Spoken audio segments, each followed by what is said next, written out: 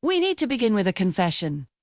Not a fact, not a theory, a realization. There are moments in human history where something breaks and, once it breaks, it never heals. We don't mark those moments with calendars. We bury them. We rewrite them.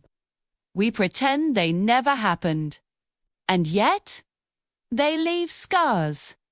Somewhere deep in our collective memory, something was taken from us. Not land, not technology, not even knowledge. Something internal, something spiritual. And we know this not because it was written down, but because of what came after. Because after this moment, we stopped building for meaning and started building for survival. The word you're about to hear is not comfortable, and it's not meant to be. Because Göbekli Tepe is not the beginning of civilization. It's the moment before it. And that should terrify us. Before we talk about what Göbekli Tepe is, we need to talk about what we were before it existed. Because once you see that clearly, there's no going back. Stay with us because the age of Göbekli Tepe isn't the most disturbing part. What it replaced is, we are taught a simple story. First, humans struggled. Then we learned to farm.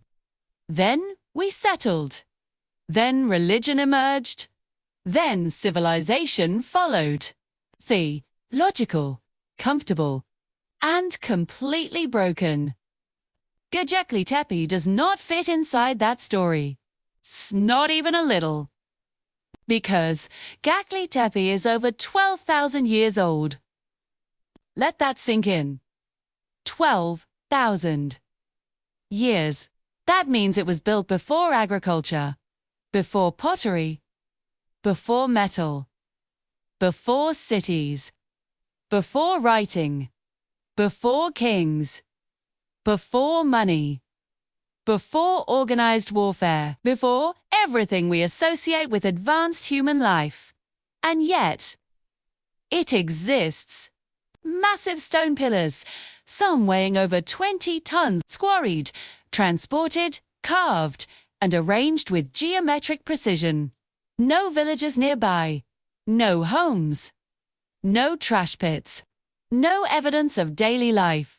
Just stone, just symbols, just intention. If this site were found beneath the ice of Alaska, buried under permafrost older than memory, we would immediately assume it was human. That's not exaggeration. That's honesty. Because nothing about Göbekli Tepe matches what we believe humans should have been capable of at that time. And here's the part that matters most.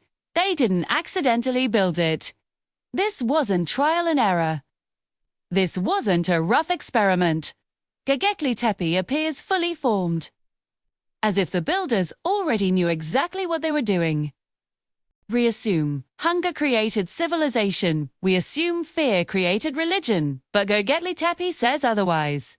These builders were not desperate. They were organized, they were coordinated, they were united without kings. Without armies, without laws, no hierarchy, no rulers, no slaves. Just shared belief. That alone is dangerous knowledge.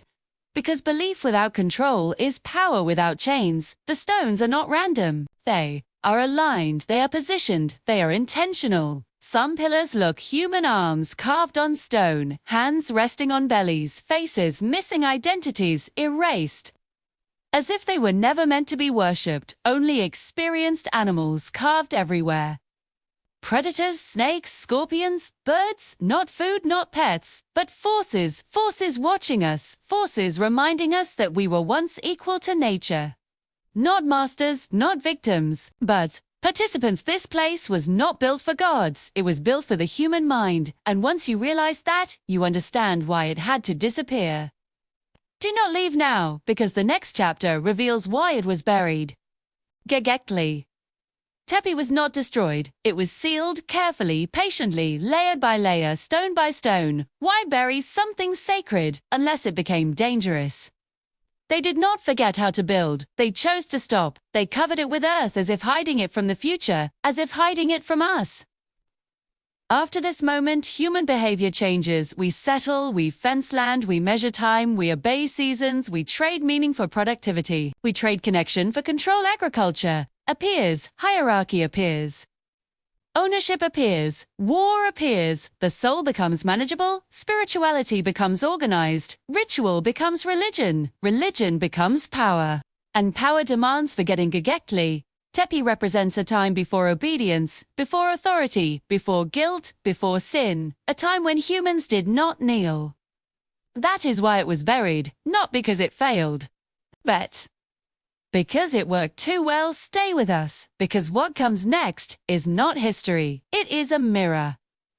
Göbekli Tepe is not our beginning, it is our amnesia. It reminds us of something we lost and something we are afraid to regain.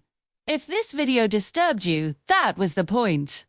Because truth does not comfort, it awakens. If you felt something shift inside you, do not ignore it. Subscribe, not for content, but for Remembrance Part 2 goes deeper.